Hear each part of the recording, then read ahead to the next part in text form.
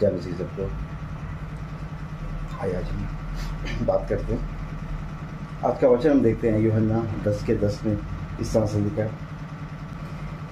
तो हम यहाँ पे देखते हैं कि यीशु मसीह का वायदा है। यीशु मसीह हमसे वायदा करते हैं कि मैं आया जीवन देने के लिए। जैसे कि हम सब जानते हैं यीशु मसीह इस धरती पे आए हमारे लिए, स्वर्ग को छोड़ के हमारे लिए, ताकि हम बचाए जा सकें, हम जीवन पाएं और बहुतायत का जीवन पाएं। जैसा कि हम सब जानते हैं कि नर्क उसने हमारे लिए नहीं बनाया, इंसानों के लिए नहीं बनाया। वो चाहते कि हम जीवन को पाएं, स्वर्ग के राज्य में प्रवेश करें और इस धरती पर भी जब जिएं तो अच्छी चीज़ों के हम वारिस बने। वो हमें जीवन देना चाहते हैं, वो उत्तम वस्तुओं से हमें भरना चाहते हैं। उनका वायदा गलत नहीं, वो आए हैं हमें जीवन देने के लिए। और जैसे कि हम जानते हैं कि उन्होंने अपने आप को हमारे लिए दिया, अपने आप को कुर्बान किया हमारे लिए, फिर उसकी मौत हुई और तीसरे दिन वो हमारे लिए जीवित हुए। देखिए यहाँ पे जो हम देखते हैं इस वचन को, चोर किसी और काम के लिए नहीं परंतु केवल चोरी करने और घात करने के लिए आता है। यीशु मसीह आए जीवन देने के लिए, और चोर किस लिए आता है? घात करने के लिए आता है। तो चोर का वो घातक हमला जो है, चोर मतलब शैतान के बारे में बोला गया है, वो आता है आपके जीवन में आपको नाश करने के लिए। बहुत अच्छा हथियार है उसका। आपको पता है जब शैतान कोई भी काम आपके जीवन में, मेरे जीवन में, हम सबके जीवन में करता है, तो ऐसा काम करता है, किसी को ऐसी बीमारी देता है जब वो, तो वो बीमारी से मरता है। कोई नहीं कहता कि इसको शैतान ने मारा। अगर वो रास्ते पे जा रहा है, एक्सीडेंट हो गया, तो हमला किसका था? शैतान के द्वारा वो हमला हुआ जरूर, क्योंकि उसने दिमाग को ऐसा डिस्टर्ब किया कि वो गाड़ी चलाते हुए वो डिसबैलेंस हुआ जा करके, अपने ऊपर वो नहीं रहता। तो यहाँ पे जब हम देखते हैं, हम नीति वचन जब 21 का 23 नंबर वचन देखते हैं, तो यहाँ पे कुछ इस तरह से लिखा है। यहाँ पे लिखा, जो अपने मुंह को वश में रखता है वो अपने प्राण को विपत्ति से बचाता है। अपने मुंह को वश में रखता है।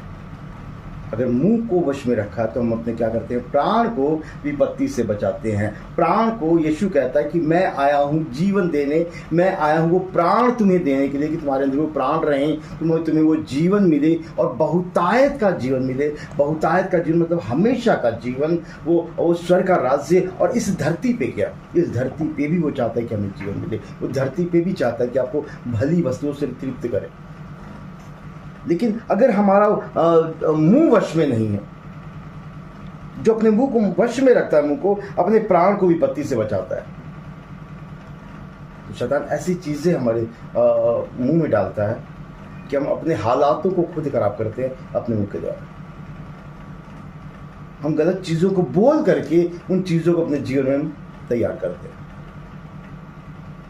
अपने मुंह के द्वारा, अपनी जीभ के द्वारा हम अपनी बुराइयों को, हम खुद अपने आप को श्राप देते हैं। हम खुद अपने लिए उन चीज़ों को तैयार करते हैं जिसे हम नहीं चाहते। लेकिन जब हम मसीह के ऊपर विश्वास करते हैं, उसके वचनों को बोलते हैं।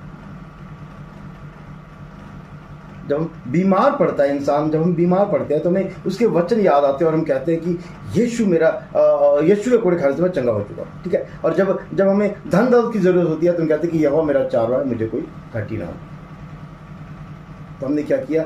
अपनी जुबान के द्वारा उन आशीषों को लिया। लेकिन जब हम गलत वर्ड को निकालते हैं, गलत वचनों को अपने मुंह से निकालते हैं, तो हम बुराई में फंसते हैं। जब हम देखते हैं नीति वचन 18 का 21 में इस तरह से लिखा है,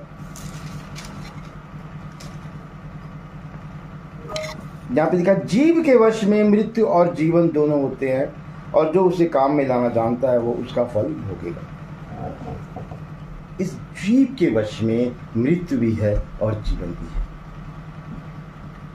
और जब हम मसीह की ओर फिरते हैं जब हम उसके वचनों को अपने मुंह से बोलते हैं तब हम जीवन पाते हैं और बहुतायत का जीवन पाते हैं।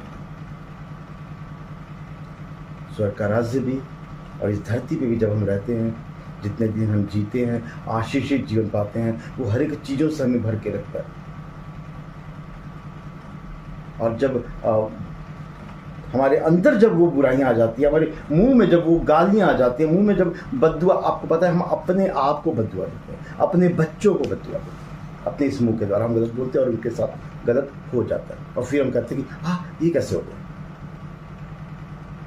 ये सब कुछ हमारी जीभ के द्वारा होता है। उसने ऐसे हालात हमारे पैदा कर दिए कि हम बोलने पे मजबूर हो गए और हमने बुरी बातों को बोला। लेकिन जब हमारा जीवन प्रार्थना में बीतता है, जब हम वचनों को पढ़ते हैं, तब हम अपने मुंह की चौकसी करते हैं और हमेशा हम भले वचनों को बोलते हैं ताकि भले वचनों के द्वारा हमारा भला हो सके। वो चीज़ें जो हमें चाहिए, उन चीज़ों को हम बोलते हैं ताकि वो चीज़ें हमारे जीवन में आ सके। हालेलुया। तो वचन कहता है कि यीशु मसीह कहता है कि मैं आया बहुतायत का जीवन देने के लिए। तो अगर हम चाहते हैं कि हम जीवन जिए, बहुतायत का जीवन जिए, तो हमें उसके वचनों के ऊपर चलना होगा, उसके वचनों को अंगीकार करना होगा, बोलना होगा, उस पर चलना होगा। अपने मुंह को बुराई से बचाना होगा, क्योंकि वो आया है हमें घात करने के लिए, वो आया है हमारे ऊपर हमला करने के लिए। और वो हमला बाहर से नहीं करता, वो हमला हमारे अंदर से ही करता। हालेलुया। तो आज के वचन के द्वारा बाइबल हमसे बात करती है। बाइबल हमसे ये कहती है कि अपने मुंह को बुराइयों से बचाओ। आप जो चाहते हैं उस चीज़ के लिए आप अपने मुंह से अंगीकार करें। और यीशु का वायदा है कि वो जीवन देता है और बहुतायत का जीवन देता है। जय मसीह।